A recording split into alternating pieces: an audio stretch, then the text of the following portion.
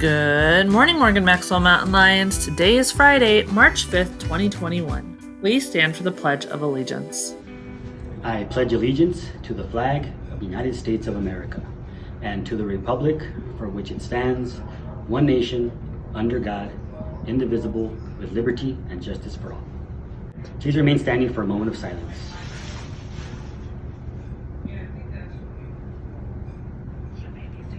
Thank you, and you may be seated. The grab-and-go lunch menu for today is pizza, so be at the bus bay at 11:16 a.m. to grab lunch for today and breakfast for tomorrow. I have a few birthdays this weekend, so happy birthday to Aria M. in Miss Campbell's class, Zaire R. in Miss Laborin's class, Andres M. in Mr. Poindexter's class, and Genesis T. in Miss Edwards' class. Happy birthday, guys. We hope you have a great birthday weekend.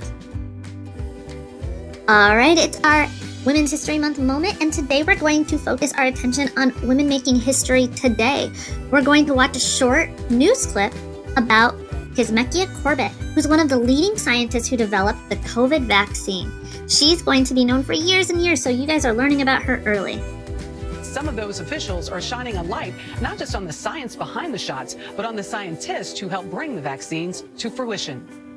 When the president paid a visit to the National Institutes of Health last March, the leads at the Vaccine Research Center explained their life-saving mission. Y-shaped proteins that will bind. The key to it, a 34-year-old doctor named Kizzmekia Corbett. I was just there telling the task force about the work that we've been doing. 2 weeks later, Dr. Corbett's team began the first stage of clinical trials. We have taken a lot of the knowledge that we have gained over the last 6 years and applied it to a fairly revolutionary vaccine platform in collaboration with Moderna.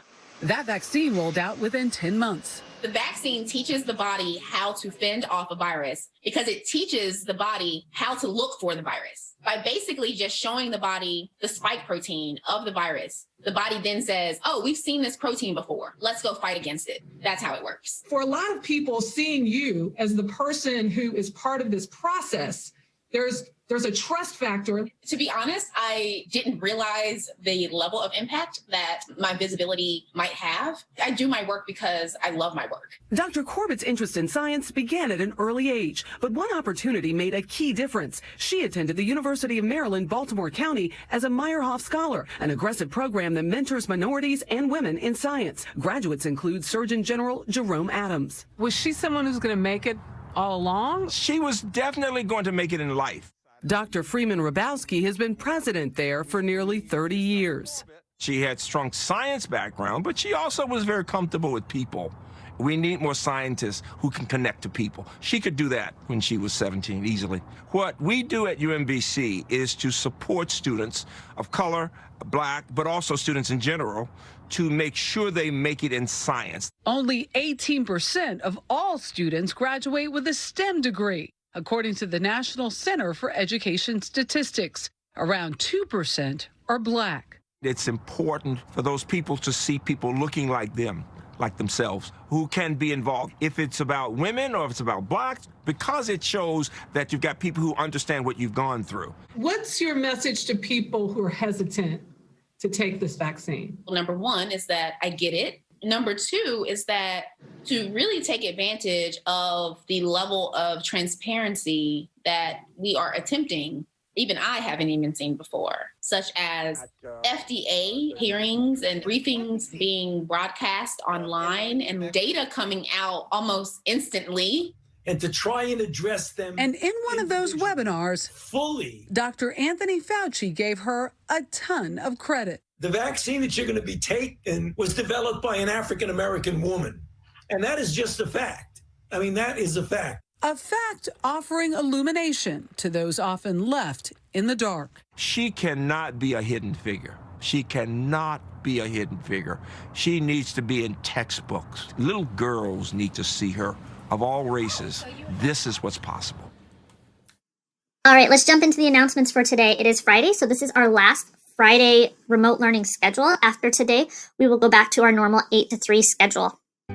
Also, students, if you haven't heard, due to the governor's executive order on Wednesday, students will be checking in with teachers on Wednesday morning and then using Wednesday and Thursday to do asynchronous work. So you will be checking in with your teacher Wednesday morning for attendance. They're going to tell you what you need to do to finish up your quarter, and the rest of those days you will spend doing your work independently. You won't be logging into your Zooms. That will give your teachers some time to prepare their rooms and to get ready for our change of learning and for fourth quarter. For that fourth quarter on Monday, March 22nd, the Monday after spring break now, we're going to begin our in-person hybrid learning on campus. So if your parent or guardian signs you up to come onto campus, that will start the Monday after spring break. If you're staying remote, you will just log in for your normal instruction on Zoom on Monday, March 22nd. All right, for the next couple of days, we're going to be talking about what you have to do, what might be changing when we come back to campus on March 22nd, so you can feel prepared. Middle school students, your classes will begin at 8:05 still. You cannot get to school any earlier than 7:50. That's when the buses will start arriving, is 7:50. And students who are being dropped off or walking, you may also arrive onto campus after 7:50. If you arrive before that, you will not be allowed onto campus. Kinder through 5th grade students, you are going to begin your classes at 8:55, the same time that you do now. If you're a bus rider, you will get here with the bus and you will go to a 21st century class. But if you are not a bus rider, please do not come onto campus before 8:40 a.m. You can come after 8:40 and you'll get your breakfast and it will be taken to the classroom. But we're not letting any elementary students come onto campus before 8:40 a.m. unless they are with the bus. No one will be allowed onto campus before their assigned time. If you have any questions, you can reach out to the front office, 225-2000. Just a reminder, our t-shirts are for sale. That website went out to parent link yesterday. So tell your parent that you need a t-shirt so you can come back to school or just so you can stay home but show your Morgan Maxwell pride. The deadline for that is Friday, March 12th. Also, just a reminder, our virtual book fair is coming up at the end of the month. Be ready. Okay, it's time for our PBIS rewards raffle. This is our last raffle of the quarter, so I am doing 2 winners today.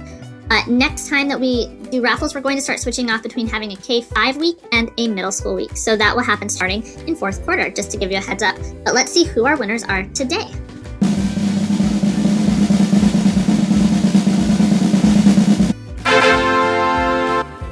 Congratulations to Alina B. in 6th grade and Yesenia M. in 7th grade. I'm going to mail out all the gift cards that I still have next week, so you guys will be getting those before your spring break. Alright, it's Fun Friday, and I had a hard time finding a Fun Friday thing today, guys, but I did see a super cute video on baby turtles yesterday, so that is our quick Fun Friday video for today. So enjoy learning about a day in the life of a baby tortoise. Here's what another daily routine looks like for all the baby tortoises, and today is their feeding day. To first start off, we gave them a nice soak for about 15 to 20 minutes, which I do every day. They also soak under the sun so they can absorb all the UV rays from the sun itself and grow a nice and round shell. We're also going to give them a few flowers while they're soaking just to keep things a little fun. I like to feed the babies once every 3 days, and I'll change up the greens from time to time, but right now they're eating on some green leaf lettuce, and I also put some of the ZooMed tortoise calcium on their food so they can get everything they need as babies.